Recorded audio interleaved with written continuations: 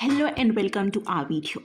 तो जैसे कि हम पहली वीडियो अपलोड कर चुके हैं जो कि बायोकेमिस्ट्री के ऊपर थी। अब हम दूसरी वीडियो यहाँ पे बना रहे हैं जो कि बॉटनी पे है। ठीक है, अब आपको वो वीडियो कैसी लगी? आपको इसी फॉर्म में वीडियोस चाहिए? क्योंकि ऐसे जैसे मैं पहले से ही सारी इन्फॉर्मेशन उसमें लिख के रखती हूँ, तो उससे क्या होता है कि आपको थोड़ा जल्दी मैं बता सकती हूँ। ठीक है, जल्दी थोड़ा टाइम कंज्यूम थोड़ा टाइम सेव हो जाता है, सॉरी। ठीक है, बट अगर मैं साथ के साथ आपको सारा सॉल्व करके बताऊंगी तो वो थोड़ा सा टाइम कंज्यूमिंग लग सकता है। ठीक है, अब आपको जैसा भी चाहिए आप वो कमेंट सेक्शन में बता सकते हैं। ठीक है, तो चलिए let's get started.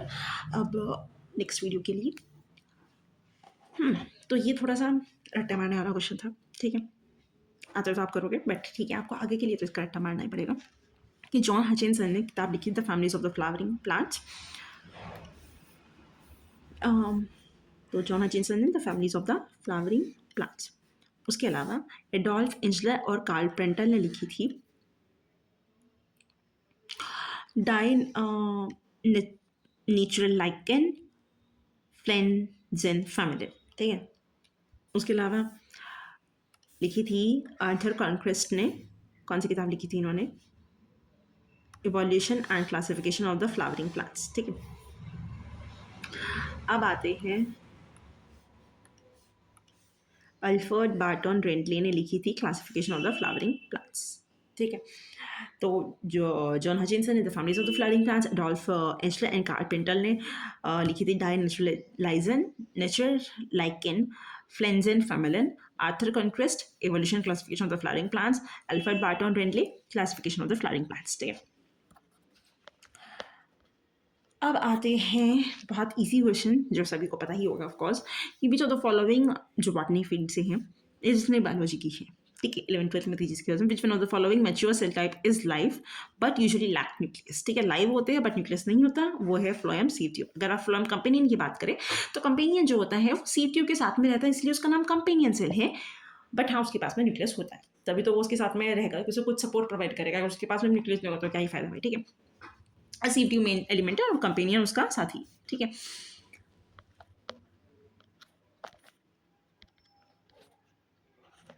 Next question. यहाँ पे आपको ग्रुप 1 के अंदर कार्निवोरस प्लांट्स दिए हुए हैं और ग्रुप 2 में वो ऑर्गन दिए हुए हैं जो मॉडिफाई हो जाते हैं प्री को ट्रैप करने के लिए। अब क्या है इसमें, सभी के अंदर लीफ ही होता है यहाँ पे, कि लीफ सभी की जो है वो कन्वर्ट हो जाती है उनके एक ऐसे ऑर्गन के अंदर जो मॉडिफाई होकर के प्रे को ट्रैप करता है। ठीक है, अब इसमें आपको ये तो पता चल गया कि ठीक है यहाँ पे सबके अंदर लीफ है। एक तो यहाँ पे इंपॉर्टेंट आपके पास में इनका नाम और फिर जो इनके साइंटिफिक नेम्स। ठीक है, तो बीजा प्लांट का साइंटिफिक नेम होगा नेफेंथिस, ब्लेडरवॉर्ट का यूट्रिकुलेरिया, सनड्यू ड्रोसेरा और वीनस फ्लाई ट्रैप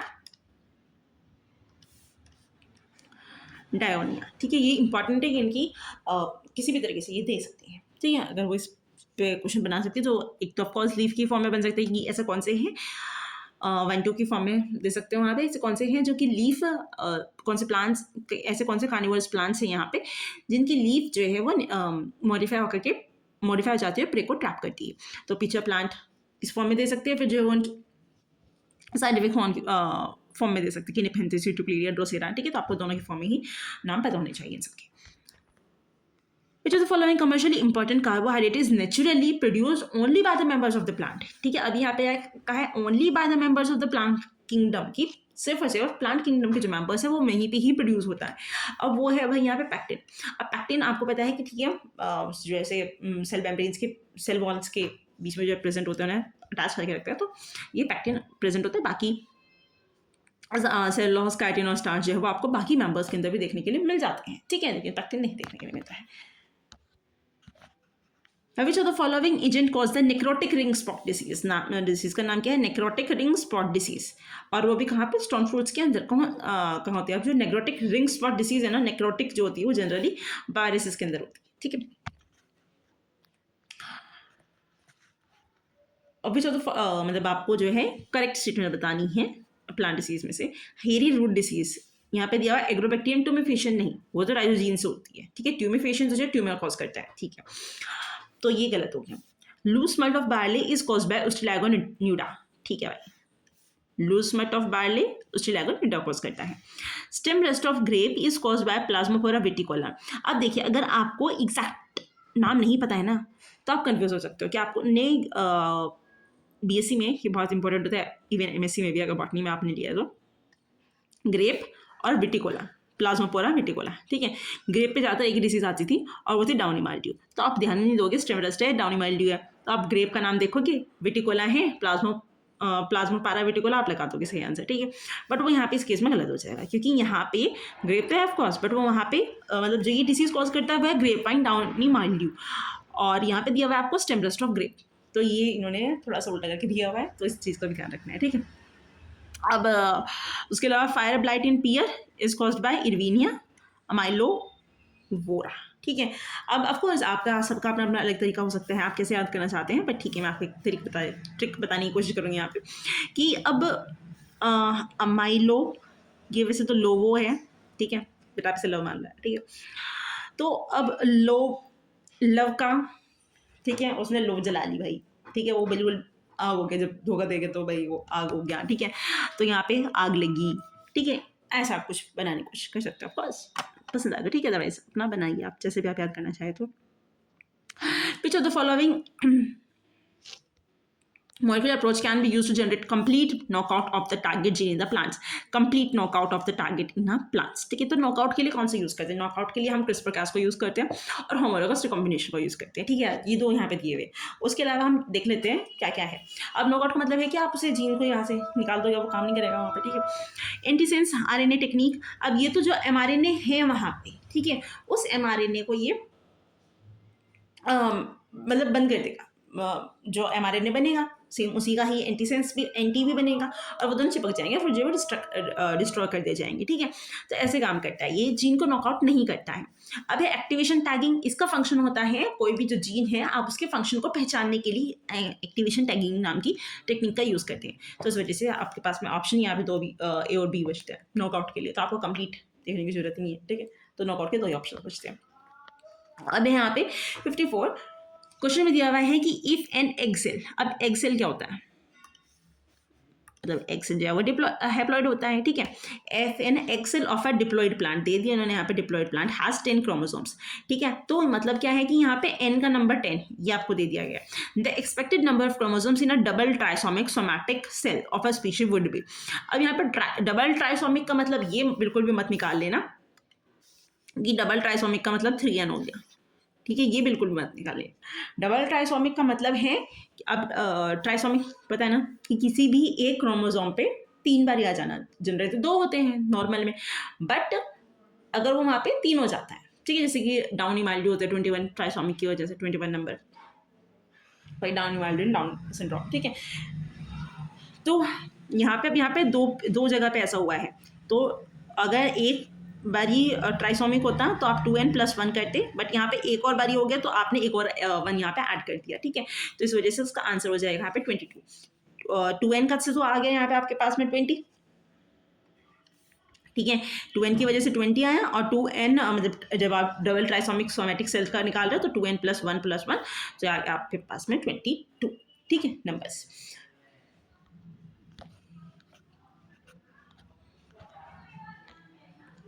अब ये वाला क्वेश्चन बड़ा ही इजी, और आप इसे ऑफ कोर्स हार्ड भी कह सकते हैं, बट इसमें कुछ याद करने का नहीं, समझने का है, और आपका आंसर इजीली निकल जाएगा, ठीक है।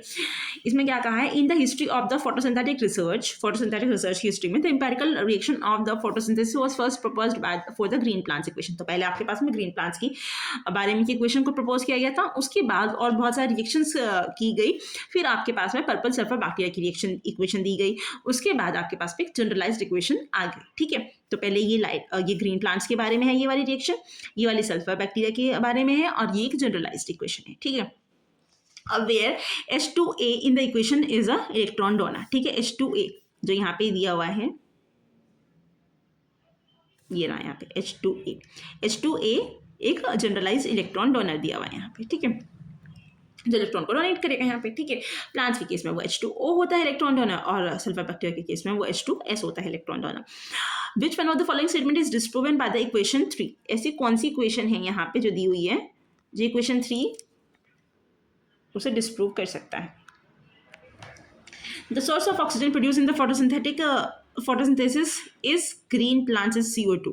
तो ऑक्सीजन का सोर्स तो कभी से कभी तक CO2 नहीं था, ठीक है, तो ये तो गलत है। ठीक है, अभी हम इसके बेस पे और कुछ डिस्प्रूव कर सकते हैं, तो देख लेते हैं। Oxygen, the source of oxygen produce in the photosynthesis in the green plant is H2O। अब यहाँ पे H2O दिया तो ये यहाँ से ऑक्सीजन निकली। ठीक है, तो ठीक है, ये तो यहाँ पे पता चल रहा है और हमें वैसे ही पता है ये चीज़। Light is essential in every form of photosynthesis. हाँ, अब भले ही चाहे वो फोटोसिंथेसिस हो, मतलब ग्रीन प्लांट्स में फोटोसिंथेसिस हो या फिर वो सल्फर के अंदर, सल्फर बैक्टीरिया के अंदर फोटोसिंथेसिस हो, सभी के अंदर जो है लाइट जरूरी हो, और जनरलाइज में भी लाइट दी हुई है इन्होंने। तो हाँ, ये बात भी सही है, भी सही है। Glucose is the end product in all forms of photosynthesis. यहाँ पे भी ग्लूकोज बना, यहाँ पे भी ग्लूकोज बना और यहाँ पे भी ग्लूकोज दिया। हालांकि उन्होंने जनरलाइज फॉर्मूला दिया हुआ है, बट बनेगा ग्लूकोज ही। ठीक है, तो हाँ, ये भी सही है। तो इस वजह से बस एक यही वाला गलत था, तो यही वाला आपका गलत हो गया। ठीक है,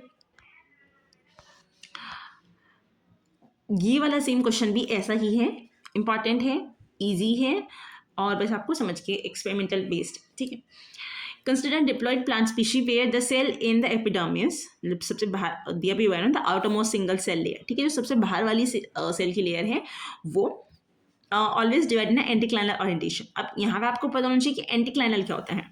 तो अगर ये एक सेल लाइन है, मतलब ठीक है, यहाँ पे अगर इसके अंदर ऐसे डिवीजन होता है तो वो तो है एंटीक्लाइनल डिवीजन, लॉन्गिट्यूडनल डिवीजन जो है वो एंटीक्लाइनल डिवीजन। और अगर वो ऐसे डिवीजन ना हो,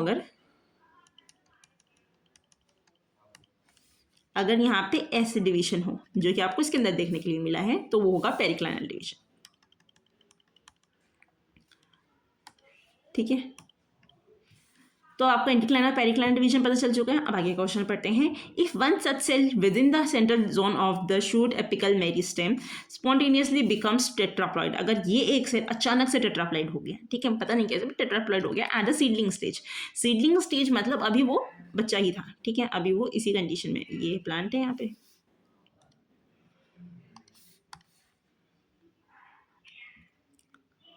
अभी वो बहुत छोटू सा प्लांट है। ठीक है, बस आप उसे ऐसा ही बनाए, इतना छोटू सा प्लांट है अभी वो, सीडलिंग स्टेज में है। If one such cell within the center zone of the shoot apical meristem, मतलब अभी सैम ही थी उसकी, यहाँ पे बना लो भाई इसका सैम मान लो। ठीक है, spontaneously become tetraploid at the seedling stage. Which one of the following cellular arrangement would most likely be observed if this meristem is examined at the adult stage? अगर अब आप इस मेरिस्टेम को एडल्ट स्टेज पे देखोगे तो क्या देखने के लिए मिलेगा, क्योंकि इस सेम में से, ठीक है, शूट एपिकल मेरिस्टेम का जो सेंट्रल जोन था, एक ही सेल, ठीक है, वन सेल बिकम्स टेट्राप्लॉइड। तो एक सेल यहाँ पे टेट्राप्लॉइड हुआ था, क्योंकि बहुत सारे सेल थे यहाँ पे, तो सेम के अंदर बहुत सारे सेल्स होंगे। अब उसमें से सपोज सिर्फ एक यही वाला सेल था जो कि टेट्राप्लॉइड हो गया, 4n लिख लो छोटे से यहाँ पे। ठीक है, टेट्राप्लॉइड हो गया। अब आपको क्या देखने के लिए मिलेगा, only one tetraploid cell in the epidermis? नहीं, ये तो नहीं होगा। क्यों? क्योंकि इससे जितने भी सेल्स बनेंगे वो सारे टेट्राप्लॉइड होंगे। अब आपको नहीं पता इसमें से कितने सेल बनेंगे, बहुत सारे बनेंगे, क्योंकि ये सेम थी, मेरिस्टेम था, तो बहुत सारे सेल्स बनेंगे। Many tetraploid cells in the epidermis, हाँ ठीक है, बहुत सारे देखने के लिए मिलेंगे। वही हमने कहा कि बहुत सारे सेल्स आपको देखने के लिए मिल जाएंगे। All cells in the same tetraploid, सारे तो नहीं होंगे, क्योंकि अभी भी ये बहुत सारे सेल थे जो कि नहीं हुए थे टेट्राप्लॉइड। ठीक है, ये बहुत सारे सेल्स हैं जो कि टेट्राप्लॉइड नहीं हुए हैं, तो ऑफ कोर्स सारे सेल तो नहीं होंगे tetraploid. All cells in the same diploid, कुछ तो चेंज हुए ना, तो ये भी गलत हो जाएगा। तो यही वाला आपका आंसर है। ठीक है, इजी था, ये इजी ही था, इसलिए इजी कह रही हूँ। Correct the match photosynthetic pathway. Photosynthetic pathway दिए C3 साइकिल, C4 साइकिल और कैम्प पाथवे। और उसके अलावा फिर यहाँ पे आपको दिया हुआ है कि सबसे पहला स्टेबल प्रोडक्ट कौन सा बनेगा, और यहाँ पे दिया हुआ है आपके पास में कि एग्जाम्पल्स दिए हैं यहाँ पे। ठीक है, अब C3 साइकिल क्या होता है, मेनली ये है कि C3 साइकिल, C4 और कैम्प पाथवे। अब C3 साइकिल के अंदर CO2 आएगी और वो RUBP के साथ में मिलता है, और पहले वो 6 कार्बन का इंटरमीडिएट बनता है, और उसके बाद फिर जो 3 कार्बन के में टूट जाता है, तब मतलब तभी जो वो स्टेबल होता है। ठीक है, अब वो क्या है, 3-फॉस्फोग्लिसरेट। ठीक है, तो C3 का तो हो गया ये। अब इसका एग्जाम्पल भी VT होता है, तो ये हो गया पहला। ठीक है। अब है C4 पे देखते हैं। अब यहाँ पे बनता है ग्लिसरल्डिहाइड, क्या है? तो 3 कार्बन का है ना ग्लिसरल्डिहाइड, तो 3 कार्बन वाला है, तो 3 कार्बन का तो बनता नहीं है। C4 के अंदर सबसे पहला जो मेंबर होता है वो मतलब 4 मेंबर का ही होता, 4 कार्बन का होता है, तो वो ऑक्सैलोएसिटेट हो गया। अब आप इसका एग्जांपल देखिए, शुगर केन है, फिर पाइनएप्पल है, तो भाई इसका जो है शुगर केन है, आप इसे याद कर लीजिए, जैसे भी आप याद करना चाहें, तो याद करके हो रहा तो याद करके रख लीजिए भाई। यहाँ शुगर केन जो है वो C4 का एग्जाम्पल है। अब दूसरी जो चीज़ है यहाँ पे वो है कैम। अब कैम भी जब बनाता है तो वो सबसे पहला मेंबर जो होता है उसको वो C4 का ही होता है, तो कैम भी भैया ऑक्सैलोएसिटेट बनाए, क्योंकि ये तो बना नहीं सकता वो, ठीक है, क्योंकि तो C3 का है, ये भी C3 है, तो इस वजह से कैम। और उसके बाद फिर यहाँ पे बनाता है, इसका एग्जाम्पल है पाइनएप्पल, तो इस वजह से P ये हो गया यहाँ पे C3 फॉस्फोग्लिसरेट और वीट, ठीक है, तो P1A। फिर दूसरा है यहाँ पे C4 साइकिल, ऑक्सैलोएसिटेट और शुगर केन, ये आ गया। दूसरा है यहाँ पे कैम, ऑक्सैलोएसिटेट और पाइनएप्पल, ये हो गया, ठीक है।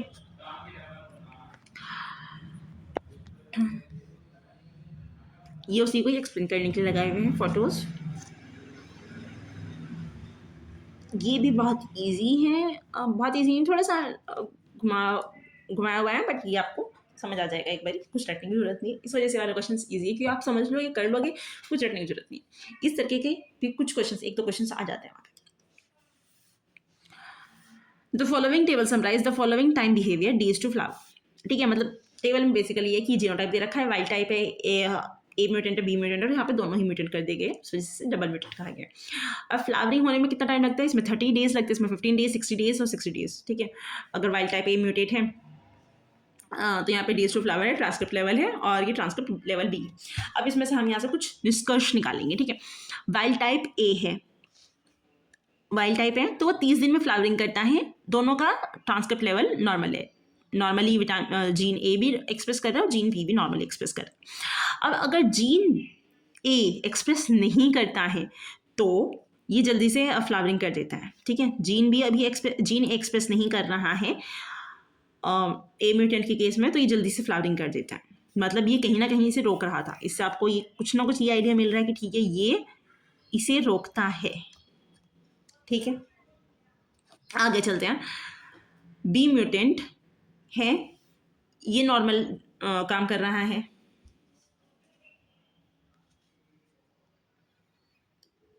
ए नॉर्मल काम कर रहा है, बी काम ही नहीं कर रहे हैं, तो फ्लावरिंग बहुत ज़्यादा डिले हो गई, ठीक है। तो कहीं ना कहीं अगर बी काम करता है तो ये अपने आप को एक्सप्रेस करता है, अगर ये बी अपने आप को एक्सप्रेस करता है तो फ्लावरिंग को जल्दी होने देता है, ठीक है। तो ये वाला जो है ये फ्लावरिंग जल्दी कराता है, फ्लावरिंग आप इंक्रीज कर लो, और ये वाला डिक्रीज कराता है, कुछ ऐसा सा भी मान के चलते हैं, ठीक है। अब जब डबल म्यूटेंट है तो मतलब ये काम ही नहीं कर रहा है अभी, ठीक है, ये काम नहीं कर रहा, तो मतलब वही डिले होगी फ्लावरिंग। अब देखते हैं ऑप्शंस में क्या क्या है। ए जीन एक्टिवेट बी, ए जीन बी को एक्टिवेट करते हैं, बिल्कुल भी नहीं, ऐसा तो नहीं है। ए जीन सप्रेस बी, हाँ यही लगा मैं देख के तो भी। और फिर ये तो बस यही आंसर, इस वजह से आपका यही आंसर हो गया, ठीक है।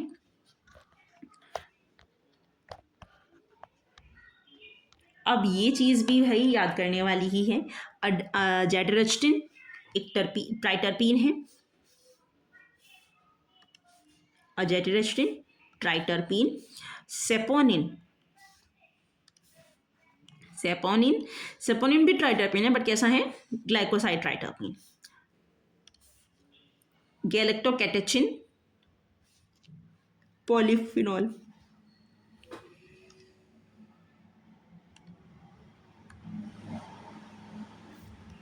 कॉकेन, कॉकेन क्या है भाई? एक एल्कोलॉइड है कॉकेन। अब बच्चा मेंथोल, मेंथोल एक मोनोटर्पीन है, ठीक है। तो ट्राइटर्पीन में हमने दो की एग्जांपल पढ़े हैं, एचेटेरिस्टिन, और दूसरे ट्राइटर्पीन ग्लाइकोसाइड, वो क्या है यहाँ पे? सेपोनिन।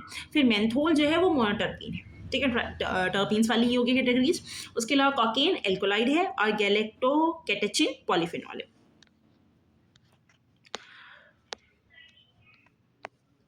अब ये भी भाई याद ही करना पड़ेगा, इसमें क्या दिया हुआ है कि बायोलॉजिकल ये प्रोसेस के जीन्स है ये सारे, और इन क्या क्या फंक्शन होता है, क्या इस प्रोसेस को रेगुलेट करते हैं, वो यहाँ पे दिया हुआ है, ठीक है, मतलब इनकी फंक्शनिंग दी है बेसिकली।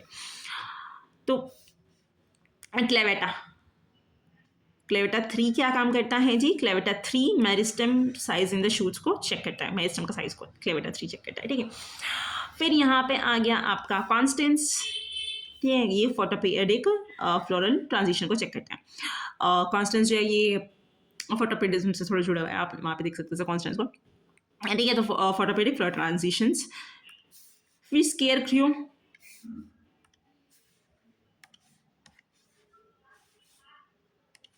अब स्केयर क्रो किधर मिलता है? ये काम करते हैं cell type specification the root meristem की, रूट मेरिस्टेम के अंदर सेल टाइप को स्पेसिफाई करने के लिए ये वहाँ पे यूज़ होता है। अब आपके पास में आता है ए गैमस, ये तो सभी को ही पता होगा भैया, ठीक है। Agamous organ identity flower gene है, ठीक है।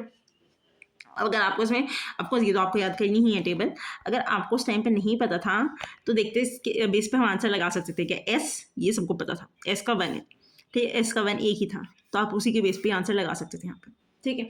तो जितनी आपको नॉलेज है ना, आप उसके बेस पे मैचिंग वाले क्वेश्चंस या फिर आप जो एक्सपेरिमेंटल वाले क्वेश्चंस है वो आप टारगेट कर सकते हैं बहुत आसान से। एक बार कोशिश तो करके देखिए, ठीक है। तो आपको बहुत हद तक, कई बार बहुत ज़्यादा चांसेस होते हैं कि जितनी आपको इन्फॉर्मेशन है उसी बेस पे आप मैचिंग वाले क्वेश्चंस या फिर एक्सपेरिमेंटल वाले क्वेश्चंस कर दें। एक्सपेरिमेंटल वाले क्वेश्चंस में आपको बहुत सारी इन्फॉर्मेशन दे के रखी होती है ऑलरेडी, बस आपको उसे अप्लाई करना होता है, थोड़े से उसमें से कंक्लूजन्स निकालने होते हैं। और मैचिंग वाले क्वेश्चन में आपको एक के बारे में पता हो तो बहुत ज़्यादा चांसेस है कि हाँ आप एलिमिनेट कर सकते हो। अब इसमें से देखो भाई क्या जानना पहचाना लग रहा है आपको? ग्लाइफोसेट जानना पहचाना लग रहा है, ठीक है। ग्लाइफोसेट आपने सिक्कीमेट पाथवे में पढ़ा, ठीक है। तो देखो भाई एस का 3 लगा के कुछ मिल रहा है क्या? अब इसमें एस के 3 में ना 2 अटक रहे हैं, इसलिए आपको बाकी और भी पता होना चाहिए थोड़ा बहुत है, ठीक है। तो नियोमाइसिन फॉस्फोट्रांसफरेज, कैनामाइसिन याद कर लीजिएगा अच्छे से, नियोमाइसिन फॉस्फोट्रांसफरेज कैनामाइसिन। फिर है phosphinothricin acetyl transferase, bialaphos, dihydrofolate reductase, methotrexate, five enol pyruvate shikimate phosphate synthesis, glyphosate. याद कर लीजिएगा बहुत अच्छे से।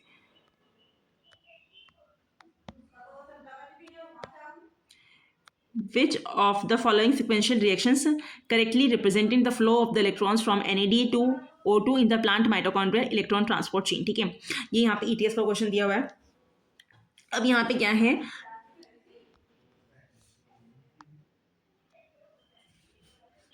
तो ये यहाँ पे ये वाला देखते हैं, कॉम्प्लेक्स 1 NAD डिहाइड्रोजिनेस, इसे NAD डिहाइड्रोजिनेस बोलते हैं। कॉम्प्लेक्स 2 को succinate dehydrogenase, complex 3 ubiquinol cytochrome c oxidoreductase, complex 5 cytochrome c oxidase, और फिर जो यहाँ पे ATP सिंथेस होता है, ठीक है। अब पाथवे क्या होता है कि NAD मतलब कॉम्प्लेक्स 1 से ये जो है Q के पास में जाता है, फिर ये 3 के पास में, फिर साइटोक्रोम C के पास में, और फिर जो है 4 के पास में जाता है, ठीक है। या फिर कुछ केसेस के अंदर क्या हो सकता है कि कॉम्प्लेक्स 2 से शुरू होगा ये, फिर Q, और फिर पूरा जो है वही सेम पाथवे चलता है, ठीक है।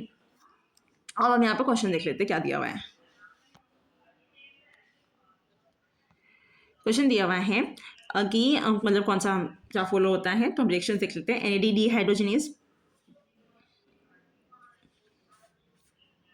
NAD डिहाइड्रोजिनेस, यूबिक्विनोन, वो क्यू जो था वो यूबिक्विनोन था, सक्सिनेट डिहाइड्रोजिनेस के पास में जाएगा, फिर साइटोक्रोम BC1 के पास में, साइटोक्रोम C के पास में, साइटोक्रोम ऑक्सीडेज के पास में। यही थी जो हमने पहले पढ़ा था, मतलब ये 1 से लेकर के पूरा पाथवे को फॉलो कर रहा है। अब हम देखते हैं यहाँ पर NAD डिहाइड्रोजिनेस सक्सिनेट डिहाइड्रोजिनेस पर इसने यूबिक्विनोन को छोड़ दिया, ठीक है, तो उस वजह से ये नहीं है।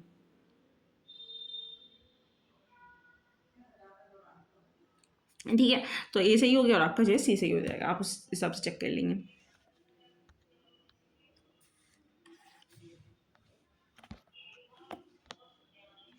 ये वाला question, if rabbits are introduce in isolated grassland for the first time which of the following curves are theoretically possible, कौन सा जो थ्योरेटिकली पॉसिबल है। अब यहाँ पे क्या दिया है, ये रेबिट की पॉपुलेशन दे रखी है और टाइम दे रखा है।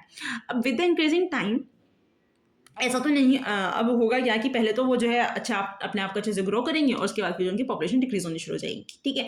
क्योंकि ऐसा हो ही नहीं सकता कि वहाँ पे जो मटेरियल है वो बहुत ज़्यादा अनलिमिटेड हो, तो वो डिक्रीज तो होगा for the first time, isolated grass पे फॉर द फर्स्ट टाइम। तो उसे थोड़े से अपने आप को स्टैब्लिश करने में भी थोड़ा टाइम लगेगा। अब क्या है, नहीं होगा, ये वाला जो कर्व है ना, ये हमेशा ये तो इंक्रीज होता जा रहा है भाई, तो ये पॉसिबल नहीं है, उसे छोड़िए बाकी सब पॉसिबल है। तो बस आपका इस वजह से आर आंसर नहीं होगा, बाकी सारे आपके आंसर हो जाएंगे। ठीक है,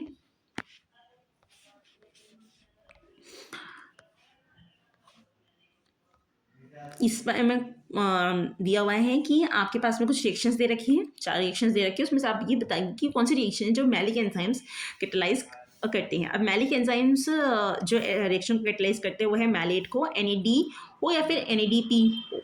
ठीक है, इन दोनों को ये पायरुवेट में कन्वर्ट करते हैं, CO2 NADP या NADPH जो है ये प्रोड्यूस करते हैं। तो ये वाली रिएक्शन, एक तो ये वाली रिएक्शन है वो, और एक ये है। ठीक है, ये मैलेट से पायरुवेट, मैलेट से पायरुवेट, ये तो मैलेट से यहाँ ब्रोक्सिल एसिड बना रहा है तो उसकी वजह से ये नहीं है, और यहाँ पे मैलेट से फिमेरेट बना रहा है, इस वजह से ये नहीं है। ठीक है, तो आपके पास में 2 आंसर्स आ गए, ए और D. In a genetic cross between a true breeding tall plants bearing a red flower, in a genetic cross between a true breeding tall plants, ठीक है, tall plants है bearing a red flowers and a true breeding dwarf parents bearing white flowers, only tall plants with the red flowers are obtained in the F1 generation. Consider that these two segregate independently. If one tall individual is selected from the F2 generation, the probability that it would be genotypically homozygous for the plant height and make red flowers. ठीक है, अब इसे हम यहाँ पे समझने की कोशिश करते हैं, क्या क्या दिया हुआ है। ट्रू ब्रीडिंग टॉल प्लांट्स थे, ये रहा है tall plant bearing red flowers. अब इसका मतलब क्या है, अभी के लिए हम इसे टोल को तो TT से रिप्रेजेंट कर लेते हैं, और RR इसे हम RR से रिप्रेजेंट करते हैं रेड फ्लावर्स को, और dwarf parent bearing white flowers, इसे हम यहाँ पर रिप्रेजेंट कर लेते हैं स्मॉल t और स्मॉल r से। तो यहाँ पे हमने ड्वार्फ प्लांट के स्मॉल t और स्मॉल r ले लिया। ठीक है, only tall plants with the red plants are obtain, मतलब F1 के अंदर आपको देखने के लिए मिला टॉल प्लांट्स ही मिले सारे देखने के लिए मिले। तो यही है कि जब आप कैपिटल T की स्मॉल t, कैपिटल R की स्मॉल r से कराओगे तो आपके पास में capital T small r capital R small r देखने के लिए आपको मिल जाएगा। ठीक है, तो मतलब F1 में आपको देखने के लिए मिला। तो consider these two traits segregate independently. If one tall individual is selected from the F2 population, the probability that it would be genotypically homozygous for the plant height. अब आप अगर इसे देखेंगे तो यही आपके पास में बनता है, वही 16 स्क्वायर वाला बनाते हैं। ठीक है, अब आपके पास में इन्होंने पूछा क्या है, इन्होंने प्रोबेबिलिटी पूछी है टोल प्लांट्स हो और वो भी होमोजाइगस, और उसके अलावा रेड कलर हो। तो रेड कलर में यहाँ पे कुछ भी आ सकता है, तो आप यहाँ पे डैश छोड़ दो भाई, कुछ भी आ जाए। ठीक है, बस वो रेड होना चाहिए, एक भी कैपिटल आ गया तो वो रेड होगा। ठीक है, अब हम यहाँ पे देखते हैं तो क्या है ये यहाँ से कैपिटल टी आएगा तो यहाँ पे आपको देखने के लिए मिलेगा, यहाँ से भी आपके पास में कैपिटल टी आएगा, यहाँ पे आपको देखने के लिए मिलेगी ये सेम कंडीशन, और यहाँ पे भी आपके पास में ये सेम कंडीशन देखने के लिए मिलेगी, बाकी और कहीं पे नहीं मिलेगी। बाकी सब में जो यहाँ पे कैपिटल टी और स्मॉल टी, ठीक है, ये देखने के लिए मिलेगा इस पूरी लाइन में। यहाँ पे भी यहाँ पे स्मॉल टी आएगा। ठीक है, तो आपको तो पहले टॉल देखना था, ये 3 ले लिया। अब आप रेड चाहिए आपको, तो वो रेड जो है वो आपको इन 3 कंडीशंस में देखने के लिए मिलेगा। ठीक है, बाकी और वो भी होमोजाइगस के साथ में, तो 3 होगी यहाँ पे कंडीशंस, 3, और टोटल टॉल कितने होंगे। अब टोटल टोल आप काउंट कर लीजिए, टोटल टोल कितने होंगे। तो ये वाले साइड टोटल टोल होंगे तो 4 ही होंगे। ठीक है, ये वाले साइड टोटल टोल होंगे 4 ही होंगे। मतलब ठीक है, पहले हम ये वाली लाइन भी पूरी टोल होंगी। ठीक है जी, अब ये वाली लाइन पूरी टोल होगी। अब बचे कौन से, ये 4 बचे, 1 2 3 4, जो कि शॉर्ट ही होंगे। ठीक है, तो अब आप यहाँ पे लिख सकते हो 3 डिवाइड बाई 12 1/4 आपके पास में प्रोबेबिलिटी रहेंगी। आप यहाँ पे 16 से डिवाइड नहीं करेंगे। ठीक है, आप यहाँ पे डिवाइड करेंगे 12 से। ठीक, तो ये सब कुछ मैंने यहाँ पे लिखा है। तो अब आपका जो है ख़त्म, और with this take care, ta-ta, bye bye. कोई भी कन्फ्यूजन हो, कोई भी दिक्कत हो, किसी भी आपको क्वेश्चन में आपका ऐसा लग रहा है कि भाई ये क्वेश्चन बहुत फास्ट हुआ है या अच्छे से एक्सप्लेन नहीं किया गया, तो आपको बता दीजिएगा कमेंट बॉक्स के अंदर, मैं उसे अलग से वीडियो बना करके सॉल्व करने की कोशिश करूँगी। ठीक है, जो भी कोई भी पर्टिकुलर कोई दिक्कत है किसी भी क्वेश्चन में, तो आपको पूरे एक्सप्लेन से बता दीजिएगा कि हाँ भाई ये वाली दिक्कत है इस कमेंट सेक्शन में। ठीक है, within this take care, bye, ta-ta. और पसंद आए तो चैनल सब्सक्राइब कर लीजिएगा, वीडियो को लाइक कर दीजिएगा। Thank you.